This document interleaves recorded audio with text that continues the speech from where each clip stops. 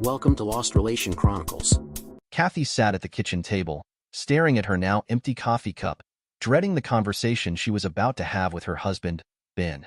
The kids were still at the neighbors for a sleepover, which was a small relief. At least they wouldn't be around for what she knew would be an intense argument, full of yelling and tears. How had things spiraled so far out of control? It had all started so innocently, just a bit of harmless flirting and a few casual lunches. But now, after the last round of test results, Kathy knew she had no choice but to come clean. She had sensed for over a month that something wasn't right, but today she had to face it and tell Ben the truth. He had gone out early, running an errand, leaving her alone with her thoughts, waiting anxiously for him to return. The sound of the doorbell suddenly broke her from her trance, followed by the rumble of a large truck pulling into the driveway. Not expecting anyone, she figured it was just someone lost, looking for directions. Opening the door, she asked, "Can I help you? Are you Kathy Smith?" The man at the door inquired. "Yes, I'm Kathy Smith. How can I help you?" she repeated, a bit confused. "I have a work order to pack up your belongings and transport them to 815 Southwest 10th Avenue, he said, handing her a clipboard while shouting instructions to the four men in the truck to start unloading the boxes. "There must be some mistake," Kathy said, her heart racing. "I never placed any such order," she added, handing the paperwork back to him. The man gave her an apologetic look. "I know, ma'am, but the order was placed by a Mr. Ben Smith last week," he explained, showing her Ben's signature at the bottom of the form. Kathy's world tilted in that moment as the realization hit her. Ben had known, and he had already made his decision. "Look, my husband will be back shortly, and I'm sure he'll be able to clear up this misunderstanding," Kathy replied. "Mrs. Smith, I just left your husband 20 minutes ago, and he told me to give you this envelope if you gave me a hard time," he said, handing Kathy a large manila envelope. "Now, if you don't mind, can you please show us the master bedroom? We were given only 1 hour to finish this job," he told her. Kathy opened up the envelope and looked briefly at the single sheet of paper. In almost a whisper of a voice, she told the workmen, "First room at the top of the stairs, on the right." The men hurried up the stairs, and for the next 40 minutes were busy packing and hauling box after box to the truck in the driveway. Every once in a while, they tried to ask Kathy a question, but she was mentally somewhere else, so they just did the best they could. Within 50 minutes, they announced that they were done and ready to leave. "I'll need your signature, Mrs. Smith," the lead workman asked. Kathy scrawled something on the bottom of the paper, and they were gone. Precisely 10 minutes later, Kathy's father showed up. "Honey," Ken said, looking at his awe-struck daughter. "Ben asked me to pick up, knowing you'd probably not be in any condition to drive," he explained. "Your mom's waiting for us and the movers to drop off your stuff. We'll put it all in the garage for now and sort out everything later," Ken told Kathy as he led her out of the house. "This can't be happening," Kathy said out loud, as Ken helped her into the car. "Where's Ben? If Ben was here, she could straighten out this whole mess with him," she thought to herself. "He would listen to her, wouldn't he?" A half hour later, Ben did show back up at the house, but with a locksmith. "Change all the locks, including the code on the garage door opener," he instructed the locksmith. "Leave me 5 sets of keys, and make sure you put a deadbolt on the side garage door," he told him as he entered his now empty house. Walking upstairs, he found that the men had done a pretty decent job, considering the timetable he'd given them. Looking at his watch, he knew he had only 15 minutes before the next truck arrived. Grabbing a couple of empty cartons, he finished loading the rest of the items the movers had missed, including her makeup and stuff from their bathroom vanity. As he carried down the last 2 boxes, the next truck pulled up. His sister Maria walked in with the movers. "Hey girl," Ben said, hugging his sister. "Why don't you take the second bedroom on the left, next to the bathroom? It's a lot bigger than the spare room and has a walk-in closet," he told her. "We'll rearrange the kids' things later." "No problem. What are you going to do with Kathy's car?" "Her dad is supposed to pick it up later tonight, after he gets done with the movers," he told her. "Take care of things around here for a bit, will you? I need to stop off at the office for a minute." "I'll bring us back pizzas for tonight," Ben said, walking towards the garage. "No mushrooms," Maria shot back, as she instructed the workmen where to put everything. "Right on schedule," Ben said, looking at his watch. From his car, Ben could see his 3 best friends having a heated discussion with Roger, a co-worker of his wife, and he didn't look happy. After about 5 minutes, Bob, one of the 3 men, came over to where he was parked. "He thought we were kidding, until I took out my knife. I gave him 2 choices, be gone in 24 hours or see his balls surgically removed and not in a hospital. I told him we would be back tomorrow." For his answer, Bob said, grinning. How you holding up, buddy? I'll be better tomorrow, he said sadly. Never thought I'd have to worry about anything like this, but I'll survive. Ben thanked Bob and said he needed to get going, but he'd see him later at the house. Ben picked up the copies of the pictures and receipts the investigator had dropped off at his office on Friday afternoon while he was running around. He knew what the envelopes contained and had no intention of even looking at them. He just needed them for his lawyer. That was a $1,000 down the tubes, he thought to himself, as he looked at the invoice. After dropping off the envelope at his lawyer's office, Ben picked up 4 pizzas, a case of beer, and headed for home. He planned on getting totally blasted, because after tonight he would be a single parent and would need to set an example going forward, not like the example of his soon-to-be ex-wife. By the time Ben got back, the truck was gone and Maria and a few of her friends were setting up her bedroom. Hey bro, Maria greeted Ben as he came upstairs. Where is all the strong help you promised me? She asked. They're finishing up something for me, but should be here in about an hour. Why don't we take a break and eat something? He told Maria and her friends. Bob and his other buddies finally showed up just before 4 o'clock, and by 7 o'clock, everyone was sitting around having a few brews and shooting the breeze. Everyone, that is, except Ben. Maria finally found him in the den, watching old home movies. We got everything upstairs in my room, and everyone's done eating. Is there anything I can get for you? She inquired. Not right now, honey, but thanks for asking, Ben replied. I just need to be alone for a little while, that's all. Well, I'll be in the kitchen if you need anything, Maria told him as she kissed him on the top of the head and shut the door.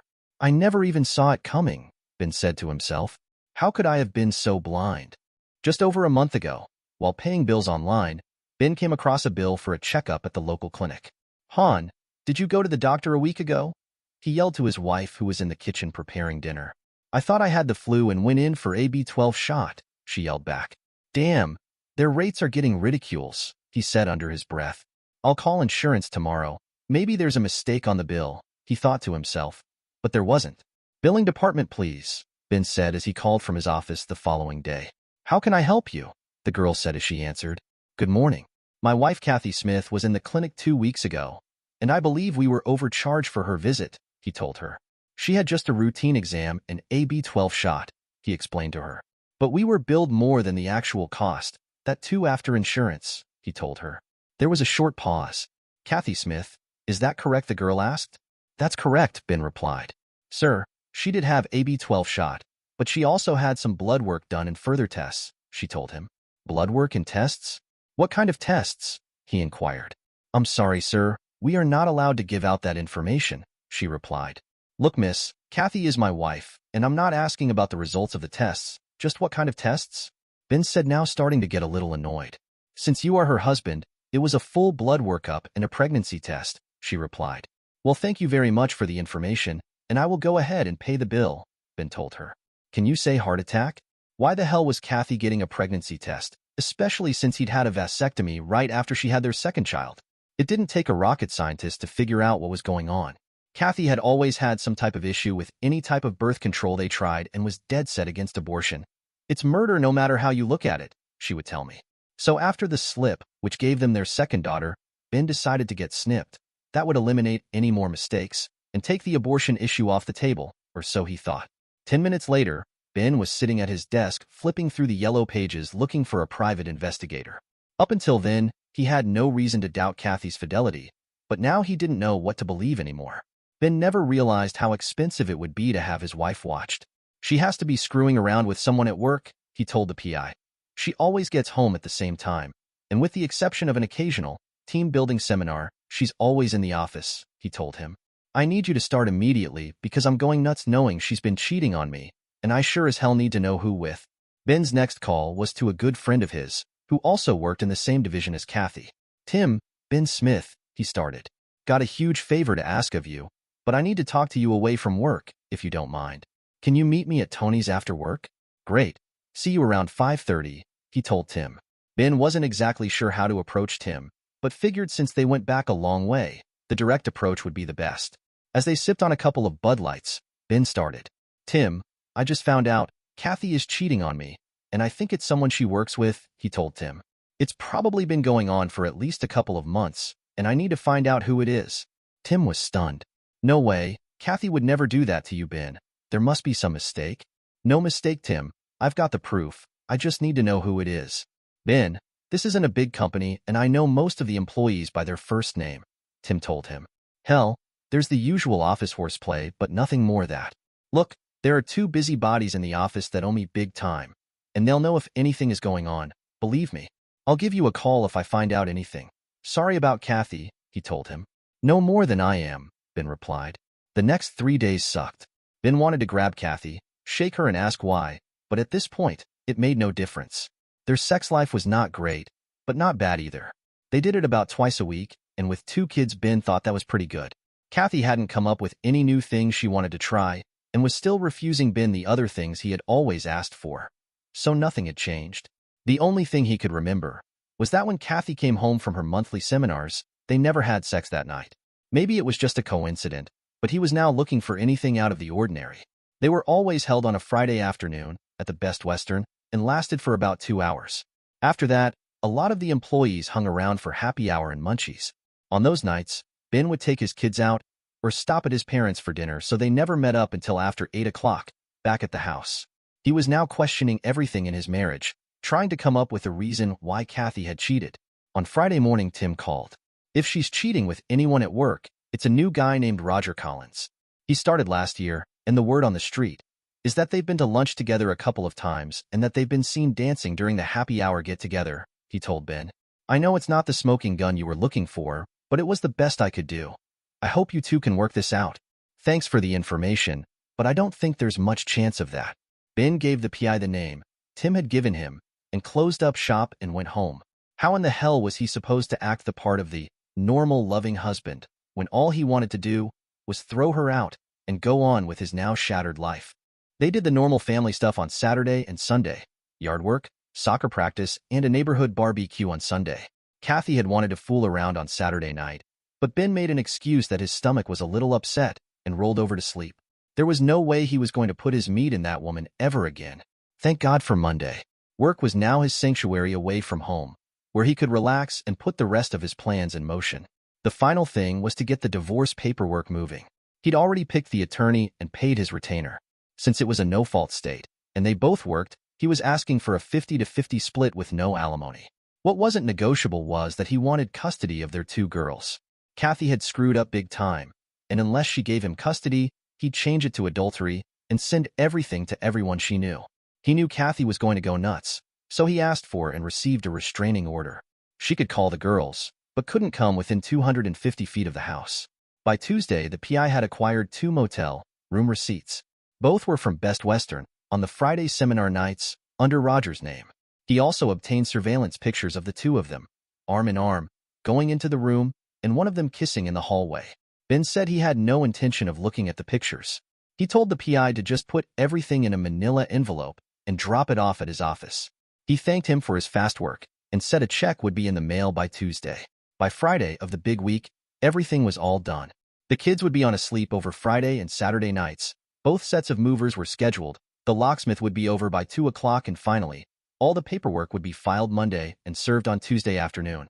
Kathy didn't have a clue what was coming down, Ben thought to himself, and he wanted to keep it that way. Now for Kathy's side of the story.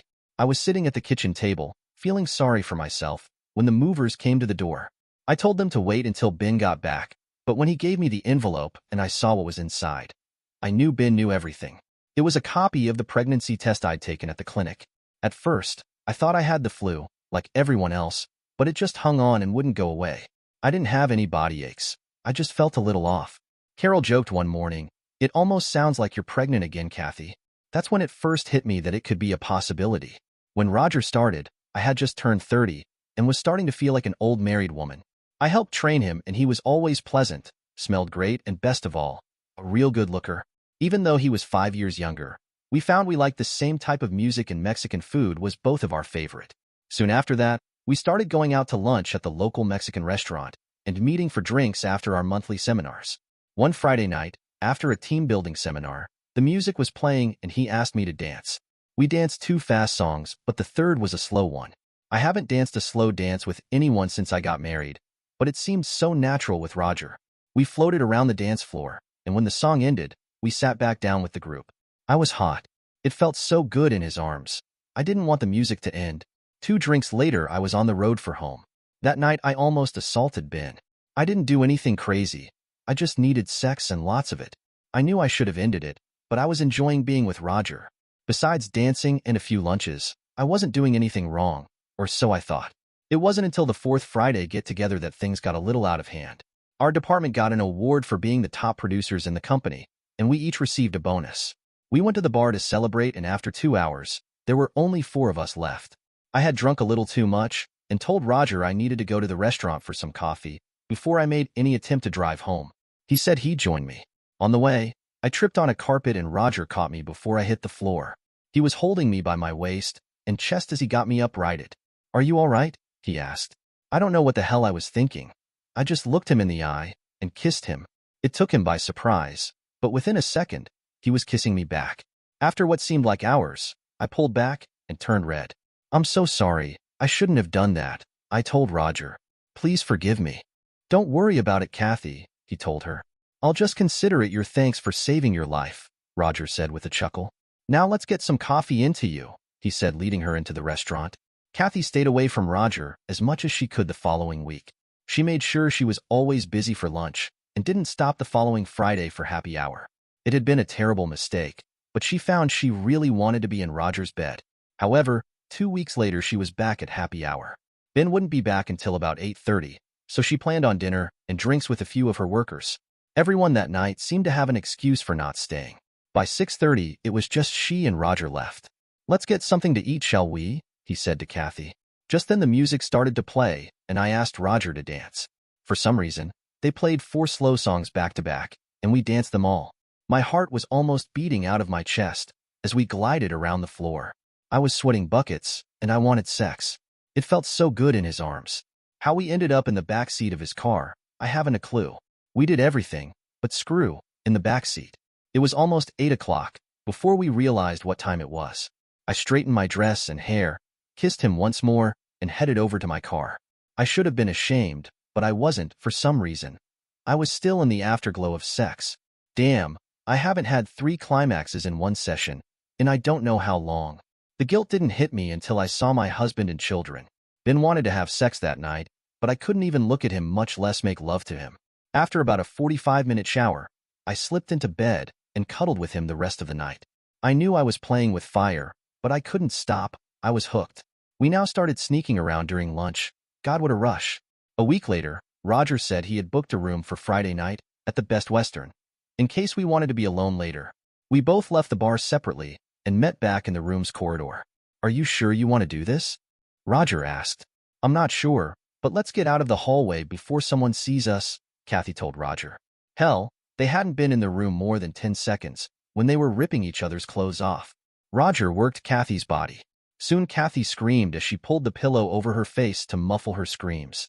"Goddamn, Roger sure knew how to please a woman. I wish Ben was half as good as he was," she said to herself.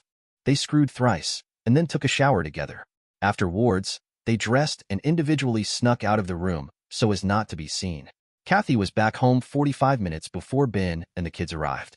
They got together twice more before Kathy got what she thought was the flu. When Carol said she might be pregnant, Kathy panicked and went to the doctor. She didn't believe or want to believe the results that she was pregnant. Roger always wore a condom and Ben was fixed. Looking at the results, she knew she was screwed in more ways than one. So there Kathy sat in the kitchen, waiting for Ben to get back so she could tell him her news. That's when her world crumbled around her. Ben wanted his pound of flesh from each of them. He wanted Roger out of town, so he would never have to see his face again. And he wanted Kathy to suffer for what she had done to their happy family. His unmarried sister, Maria, was moving in to help him with the 2 girls. Hell, what did he know about raising girls and female problems anyway? His parents were always there to support him, and he knew it wasn't going to be easy, but they would all survive. Sunday, Ben sat the girls down with Maria and explained that he and Mommy were having some problems and that Maria was going to be living with them for a while. Ben told them that they could see their Mommy whenever they wanted. It's just that Mommy wasn't going to live with them anymore. They all cried and hugged, but a big dish of ice cream helped. Tuesday, Kathy was served, and though she called the house and my cell phone 20 times, I had nothing to say to her anymore. Maria also tried to tell her it was over when she called the house, but she wouldn't listen. I canceled all our credit cards, took her off my insurance and 401k, along with everything else. I did, however, let her see the kids on Wednesday. Maria drove them to her parents' house and waited while she visited with them. I didn't see Kathy until we all sat down with the lawyers in their office. Kathy's lawyer started off by demanding this, that, and full custody, as I stood and got ready to leave. "We've just started. Where are you going?" he asked. "I'm going to say this only once," Ben said quietly. "The terms are what they are. Kathy will be able to see the kids whenever she wants to, but I will have physical custody. She is carrying someone else's child, and I will not subject my children to the birth of her child. Fight me on this, or anything else. I will let the entire world know what a 304 my soon-to-be ex-wife really is. So I suggest you think about it long and hard before you open your damn mouth again." We took a short break to cool down. After reconvening, Kathy said she'd agreed to all my terms, and we all signed the papers. "I'm truly sorry, Ben. I don't know why I let this happen. I did love you," she sobbed. "I guess not enough, though," he replied. As Ben walked out, he turned around and looked at Kathy. "You know what is the difference between a light bulb and a woman?" Kathy looked at him puzzled. "You cannot unscrew a woman." Ben chuckled and walked away for the last time. Dear listeners, please share your thoughts in the comments section below, and don't forget to like, share, and subscribe.